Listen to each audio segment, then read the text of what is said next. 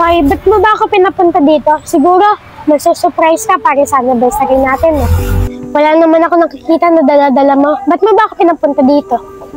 Kaya kita pinapunta dito. May dapat kang malaman. Dahil ayaw ko na itago at tunay na nararamdaman ko. Toy, anong ibig sabihin mo? Hindi kita maintindihan eh. Hindi talaga tunay na pag-ibig ang nararamdaman ko sa'yo. Ginawa ko lang to para makalimot kay Rosalie. Siya talaga ang laman ng puso't isipan ko eh. Sana mapatawad mo ako sa mga nagawa ko sa'yo. Sinungaling ka! Nangako ka sa akin eh. Sabi mo hindi mo ako sasaktan at lolokohin. Sinungaling ka!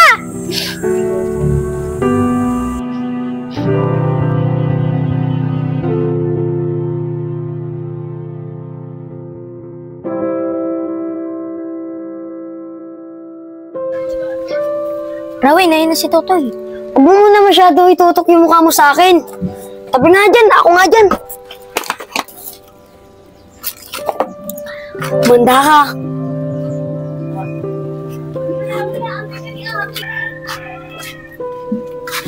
Toy! Toy, buti nakabawi rin ako sa'yo. Tara na, Rolly!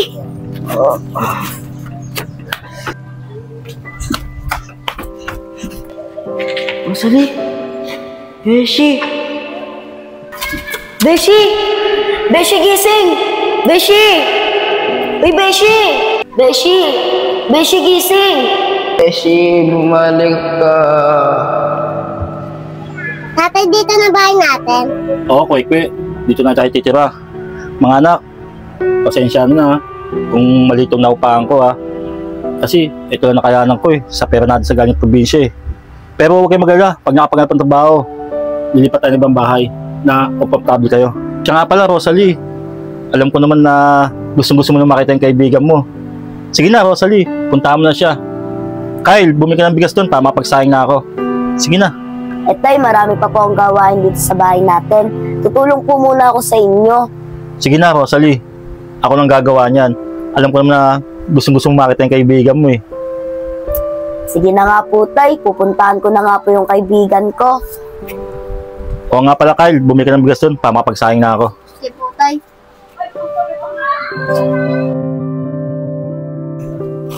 Okay ka lang ba dyan? Ayun si Kuya. Kuya, pwede po ba magtanong? Andyan po ba si Totoy tsaka po yung tatay niya po si Kuya Randy?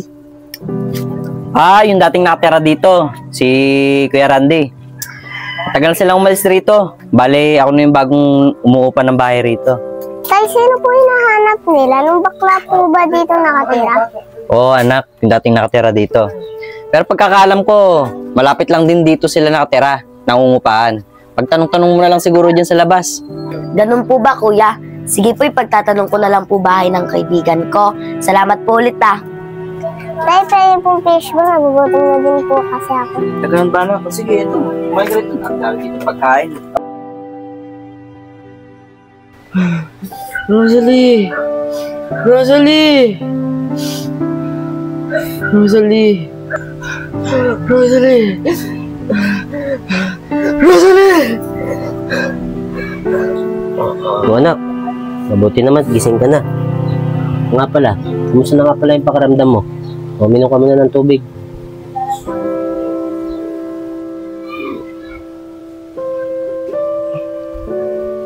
Tay, asan po ba si Rosalie? Siya po kasi yung tumulong sa akin.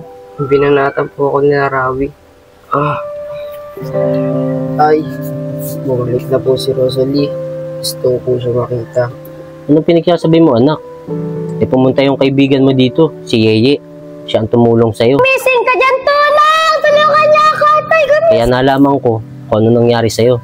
Ay, si Yeye po. Nagawa niya pa rin pala akong tulungan.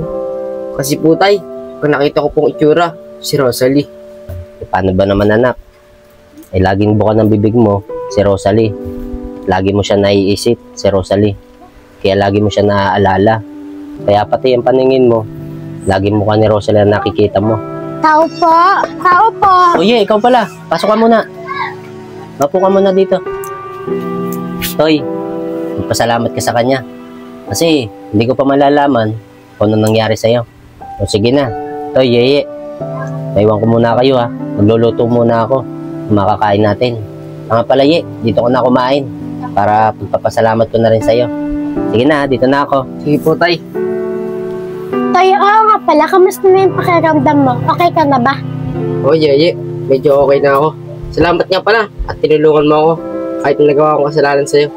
Baka ba, Totoy, kalimutan mo na yon. At saka yung nakita kita doon, sinisigaw mo pangalan ni Rosalie. Alam ko naman sa isipan mo, si Rosalie pa rin yung laman. Pasensya ka na talaga kasi di ko talaga makalimutan si Rosalie. Okay lang yun, Totoy, ganyan talaga pag umiibig. Pero, pwede ba ako mag-import ng pagiging kaibigan niyo? Oo naman, pwede tayo magkaibigan. Baka si Rosalie, malabo nang bumalik dito yun. Kaya tayong dalawa na magkaibigan. Anong ibig sabihin mo? Na malabo nang bumalik yung kaibigan mo si Rosalie? Kinabahan ko. Eh, sorry ate. Okay lang yan. Minsan siya ka na talaga. Hindi kita napansin eh. Meron kasi akong hinahanap. Okay lang yan. Tsaka, matanong ko lang, sino bang hinahanap mo? Ay, yung kaibigan ko. Eh, lumipat na kasi sila dyan. Kaya inaanap ko kung saan sila nakatira. Ano bang pangalan ng kaibigan mo? Tawanan siya, Joy. Pero ang totoo ng pangalan, si Totoy. Ikaw pala si Rosalie. Oo, ako si Rosalie. Paano mo nga pala nalaman? Kasi alam ka kung may kwento sa akin ng Totoy. Kilala ko pala si Totoy. Ikaw ba'y bago ng kaibigan? Baka naman pwede, lulong sa akong bahay niya. Siyempre, oo, natulog ko sa'yo kung nasan sila nakatira. Kaso, wala sila ngayon doon eh. Nasa hospital kasi sila. Ba't sila nasa ospital? Anong nangyari sa kanila? Si Totoy kasi, nung nakaraan, sinapak siya ni Ravi. Tapos may baksak na siya sinento. Pero pag nila, pagkakaalam ko, pauwi na rin sila. Kung gusto mo, dito na lang tayo magkita bukas. Sasamahan kita kung saan siya nakatira. Ganun ba? Sige, maraming salamat sa'yo. Oo nga pala, ano nga pala pangalan? Ako nga pala si Yeye. Maraming salamat sa'yo, Yeye. Sige, dito na ako. Sige.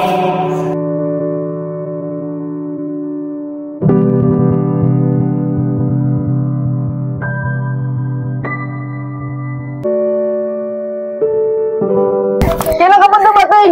Che, miss na talaga kita eh. Beshi, ikaw din, miss na miss ko. Nakaraan pa kami dumating. Naglipat kasi kami. Bago ko mahanap yung bahay mo, pinagtanong ko muna. Buti nakita ko si Yeye, kaya ako nalaman yung bahay mo. Rosalie, masaya ako at bumalik agad kayo sa Manila. Tara, pumasok ka muna dito para makwento mo sa akin kung ba't kayo bumalik agad dito. Sige, Beshi. Rosalie, nakakaawa pala yung nangyari sa lola mo. Naubos yung riya-riya niyo. Oo wala kaming magagawa eh. Kailangan namin lumipat dito sa Maynila para maghanap si tatay ng trabaho. Toy, Rosalie, maiwan ko muna kayo para makapag-usap kayo ng maayos. Alam mo ba, Rosalie, masaya-masaya ako at bumalik ka na. Ako din, Beshi, masaya din ako. Beshi, meron ako napapansin sa'yo. Alam ko na iniisip mo, Beshi. Hindi na ako tulad ng dati na si Joy. Ako ngayon si Totoy. Anong ibig sabihin mo, Beshi? Rosalie, ang hina mo makaintindi. Ganito na lang, para maintindihan mo ako. Rosalie, pwede ba ako manligaw sa'yo? Oo naman, Totoy, pwede. Masayang-masaya nga ako eh. Pero hindi pa sa ngayon. Kailangan muna natin mag-aral mabuti. Kasi mga bata pa tayo. Oo, Rosalie, naiintindihan ko. Mag-aantay ako sa tamang panahon.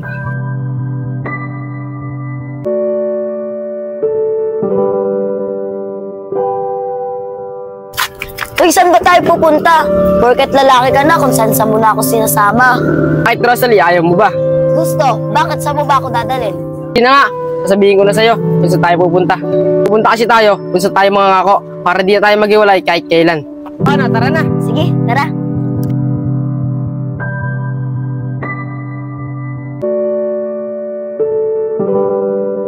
Rosalie, hanggang ngayon di pa rin nabubura yung sinulat natin, no? Oo nga eh. Siguro forever na talaga to. Rosalie, ilang taon na lang makakapagtapos na tayo ng pag-aaral. Oo nga, Totoy. Unting panahon na lang din. Nasa tamang edad na tayo. Rosalie, natatandaan mo ba yung pinangako ko sa'yo? Kapag nasa tamang edad na tayo, pwede na ako manligaw sa'yo. Rosalie, konting panahon na lang, pwede na ako manligaw sa'yo. Oo, naalala ko yun. Kung makapaghintay ka pa. Oo, Rosalie, maghihintay ako para sa'yo. Pero sa ngayon, Totoy, i-enjoy mo natin pagiging kabataan natin. Tama ka, Rosalie. Ay, oo nga pala. Yung mga assignment ko, hindi ko pa nagagawa. Oo nga, ako rin pala. Di ko pa nagagawa yung assignment ko. Ano, tara, sabay tayo. Tara.